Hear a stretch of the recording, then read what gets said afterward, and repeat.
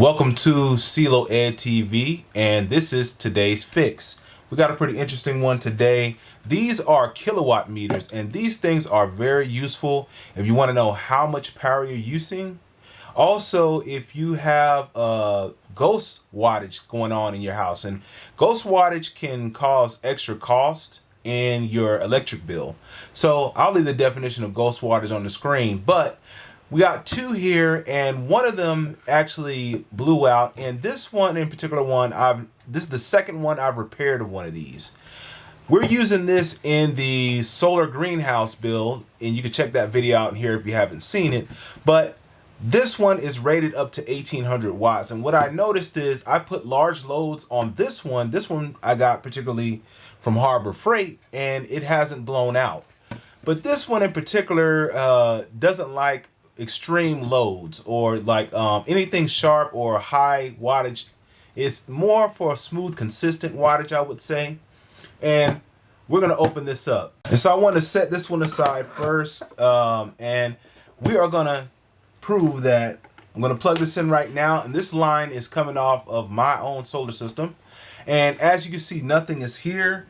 We're gonna be testing these with a little space heater that I have right here. And let's go ahead and plug it in. And what I want to verify is that it is not working.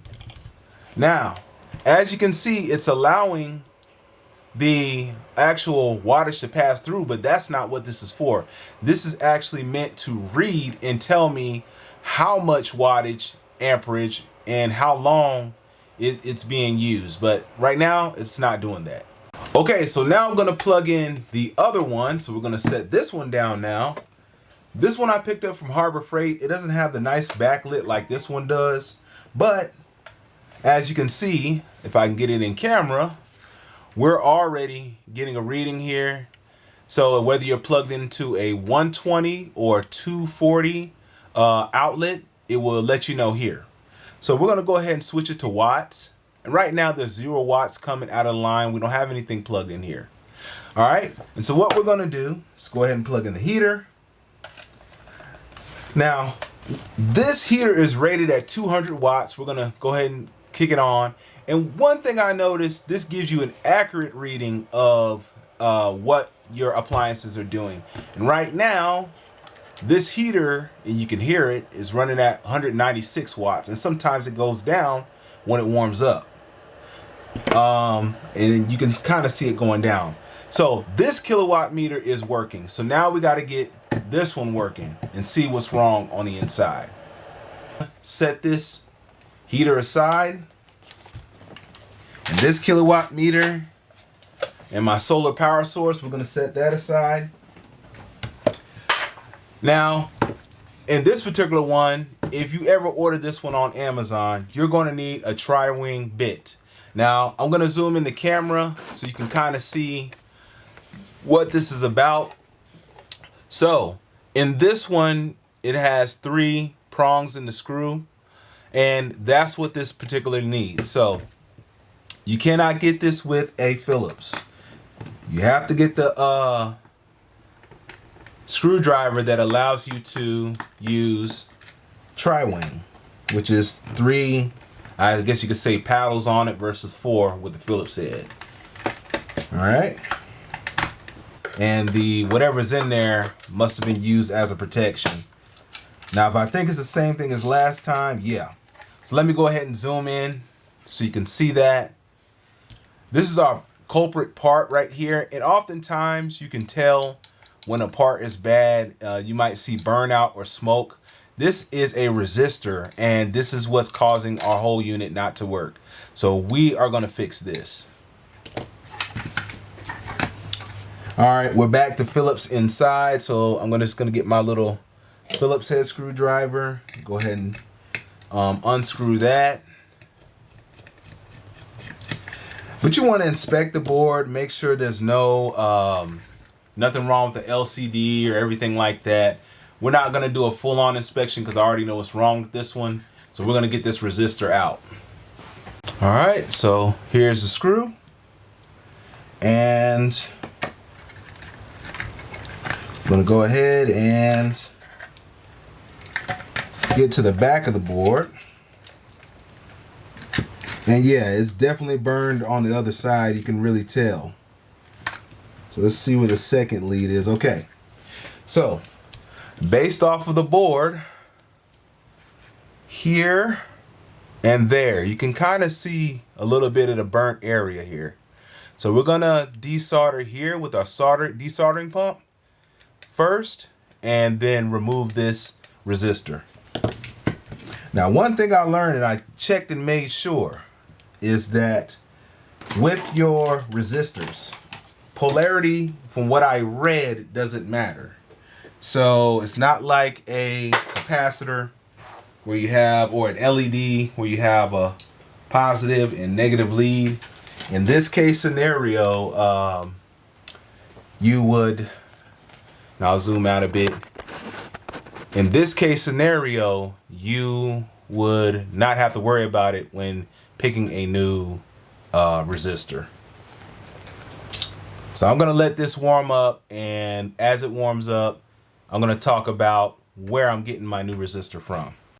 Okay, if you plan on doing electronics, you wanna make sure that you save your old electronics. This is a board from an old LCD TV, and it's loaded with tons of components, and it's really cool because this is all single-sided, and you can grab whatever you need off of here. And I'll zoom in a bit so we can actually get our eyes on some parts that we need. So if you look right here, this is a resistor that we can actually use to fix our kilowatt meter. This one is bigger than the one that came in it, and this is the one I'll actually be using. And I'll show you how you can bend the leads and make it fit. But the general size that came with it is like this one right here. See if I get in a little closer. Okay, yeah. The general size that came with it is like these here.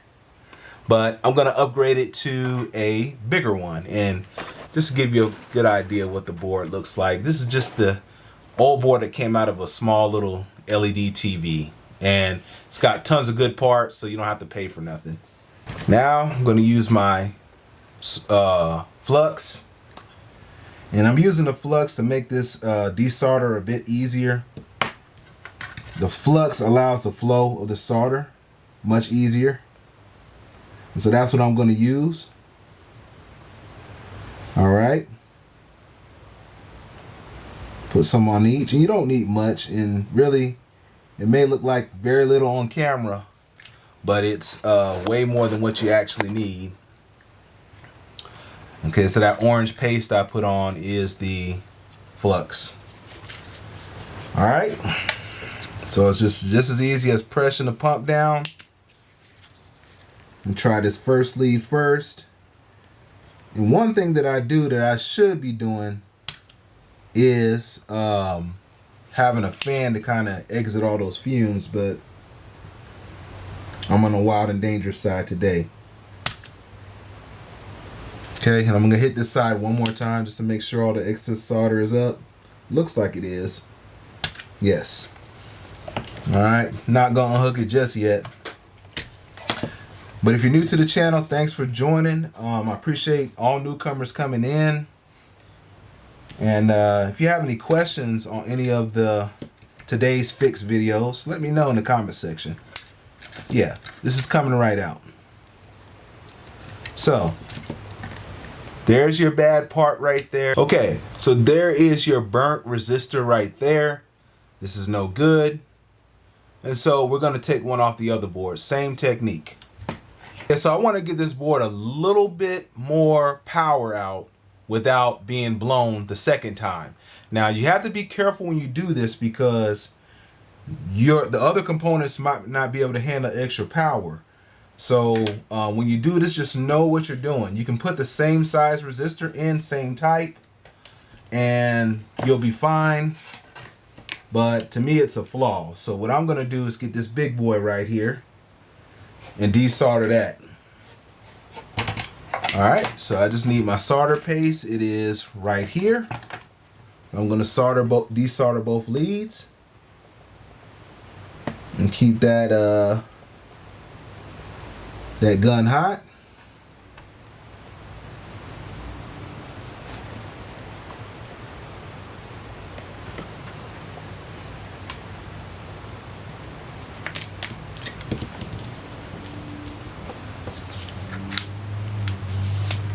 All right, got my paste, and then now go ahead and melt that flux. This one, the leads are a bit big, so I'm gonna let that flux heat up a little bit and pull it. Let it heat up and pull. If I did it right, it should come right out. It's not blown. Still looks good from the top. And let's see if we can get it out. There you go. And so this, see if I get it in camera. Come on and focus. Okay, so this is the new, well, the old new resistor that we're gonna put in. So this is the new resistor that we are going to put in. Do not throw your old resistor away just yet.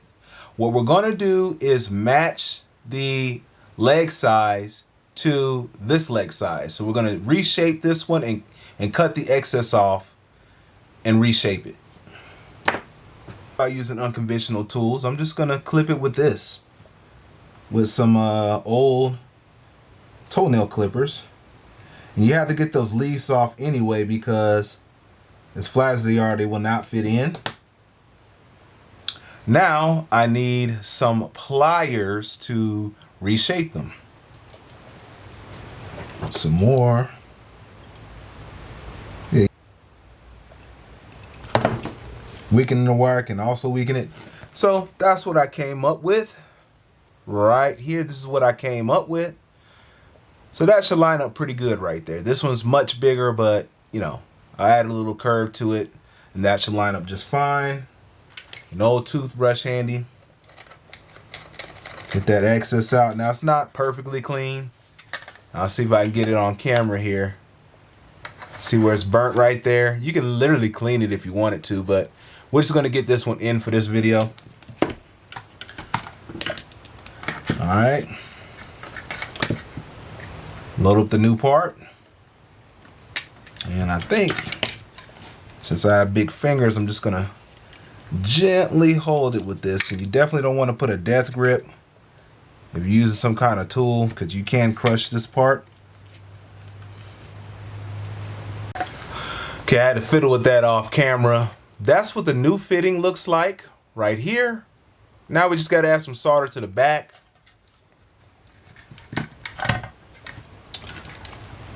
And so whenever I have something to fix, like I said, if it's gonna be a repair for someone, or if it's going to be for resale or something I need fixed, then I'll make sure I make a video about it first on how I fixed it. And maybe that can help somebody out there. Rather than spending an arm and a leg, you can fix it yourself. Okay, I've already added my flux here, and now we are going to see if the iron is hot enough, and it seems to be. Let that solder soak in on the new component.